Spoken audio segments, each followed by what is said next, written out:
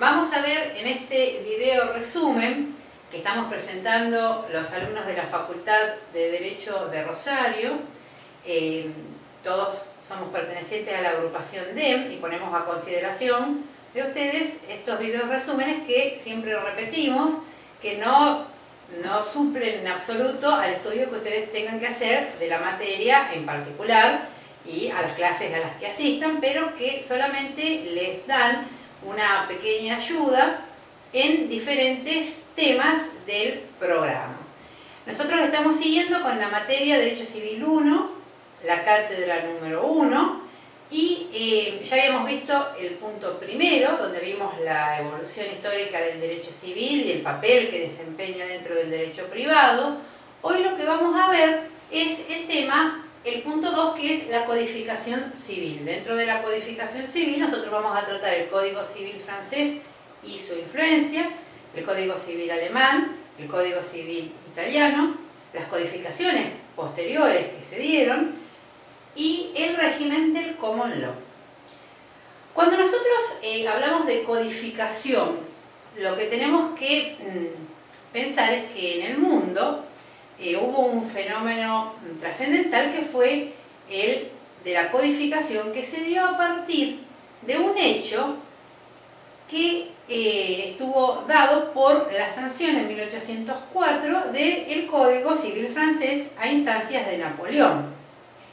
La sanción del Código Civil francés tuvo una repercusión inmediata en todo el mundo. ¿Por qué? Porque es muy importante el reunir las leyes vigentes de un país en un cuerpo orgánico. Eso es la codificación. Codificar es reunir en un cuerpo orgánico todas las normas que se hallan dispersas en un país en forma de leyes y de costumbres. Entonces, la codificación lo que tiene es que nos da múltiples ventajas. Cuando se codifica, cuando se reúnen en este cuerpo orgánico leyes y normas y costumbres de un país, lo que se está haciendo es ordenar, es simplificar todas esas normas que están esparcidas en leyes y costumbres. Otra de las ventajas es que se unifica el derecho de un país.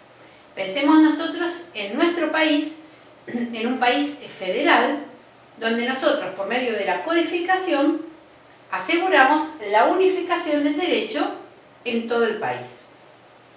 Y también, otra cosa importante es consolidar ¿qué? Y las reformas que introducen las grandes revoluciones sociales. Sobre todo, nosotros pensemos en nuestro país, todos los acontecimientos sociales, todas las revoluciones sociales que tuvieron lugar a partir de la Revolución de Mayo en adelante. Y bueno, muchas de esos cambios, de esas transformaciones, se vieron reflejadas en lo que después sería en nuestra codificación, nuestro Código Civil argentino. Entonces, ya vimos lo que es la codificación, o sea, reunir las leyes vigentes de un país en un cuerpo orgánico. Dijimos también que un hecho histórico importante fue la sanción del Código Civil francés en 1804. Esta sanción del Código Civil francés tuvo una influencia inmediata en todo el mundo. Muchos países, la mayoría de los países, siguieron su ejemplo. Los únicos que, con excepción de los países del derecho anglosajón, siempre están apegados al Common Law. ¿Cuáles eran las características de este Código Civil francés? La coherencia y el estilo claro, preciso, o sea, el método seguido por el Código Civil francés hizo que fuera base, que fuera modelo para las codificaciones posteriores que también siguieron los otros países.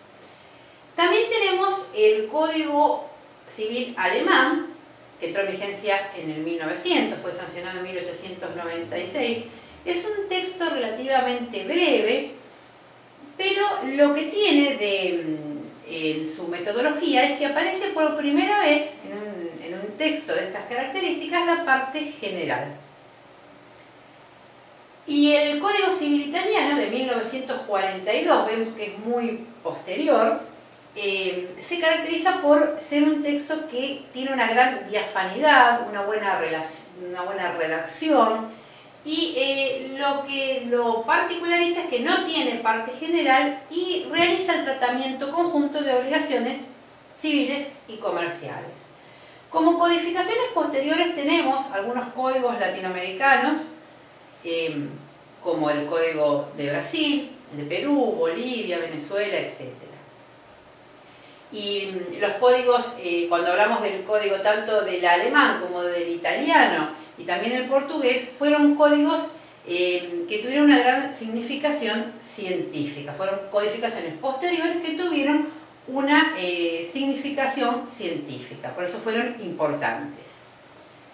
Eso en cuanto a los códigos y la codificación en sí. Ahora vamos a ver el régimen del common law. En el derecho anglosajón, la fuente de derechos y obligaciones son las decisiones de los tribunales, o sea, los precedentes judiciales. La consecuencia del régimen del common law es que los jueces no solo tienen el poder de dictar esa sentencia para su tribunal, sino que lo que realmente logran es ejercer un verdadero poder legislativo. Eso es lo característico de este sistema del common law y es una consecuencia generada por este sistema. Nosotros vamos a ver que, ya dijimos que en este régimen lo que se toma en cuenta son las decisiones de los tribunales. Ahora, ¿el Parlamento británico y el Congreso de Estados Unidos dictan leyes o no? Y sí, dictan leyes. Ahora, lo que tenemos que tener en cuenta es que dictan leyes, pero esas leyes son de carácter excepcional. O sea, sería al revés de lo que pasa en los países que no tenemos el régimen del common law, como en el nuestro, por ejemplo, donde el poder legislativo dicta leyes, pero eso no, o sea, nuestro Congreso Nacional, al dictar leyes no lo hace en forma excepcional. Y se dictan leyes, o sea, el Parlamento Británico y el Congreso de Estados Unidos hoy en día, el papel que ellos desempeñan es el papel que antes, en un determinado tiempo, desempeñaron los tribunales de la equity. Estos tribunales de la equity eran los que, ante ese régimen del common law tan rígido, con disposiciones tan rígidas y que a veces hasta se tornaban injustas, hizo que se pusieran unos tribunales de la equity donde iban forjando una serie de reglas que corregían a esas soluciones dadas por el common law, que a veces eran muy rígidas o injustas. Lo que pasó es que con el tiempo también los tribunales de la equity se cristalizaban y se tornaban también sus decisiones tan rígidas o injustas como las que ellos pretendían corregirlas, o lo que fue en un comienzo lo que los impulsaba.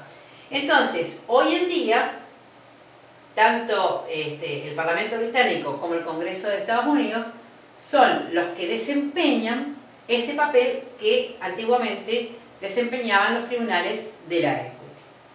Bueno, hasta aquí entonces el punto 2, donde nosotros vemos que a partir de la sanción del Código francés de 1804, eso genera una fuerte convicción en la mayoría de los países para sancionar sus códigos y para ordenar y simplificar todas esas leyes que cada uno de los países tenía esparcidas, las leyes y las costumbres, esas leyes vigentes de cada país, para que fueran reunidas en un cuerpo orgánico. A partir de 1804, entonces, tomando como modelo a ese Código Civil francés, los demás países fueron tomando su ejemplo y fueron sancionando sus códigos. Por supuesto que no los países apegados al régimen del common law. Entonces, por eso también vimos acá, en este mismo punto, no solamente todas las codificaciones que se fueron dando en el mundo, las codificaciones posteriores en los países latinoamericanos, sino también esa pequeña mirada hacia el régimen del common law donde lo que importa son los precedentes judiciales, la jurisprudencia. Nada más entonces hasta aquí con el punto 2 de la unidad 1.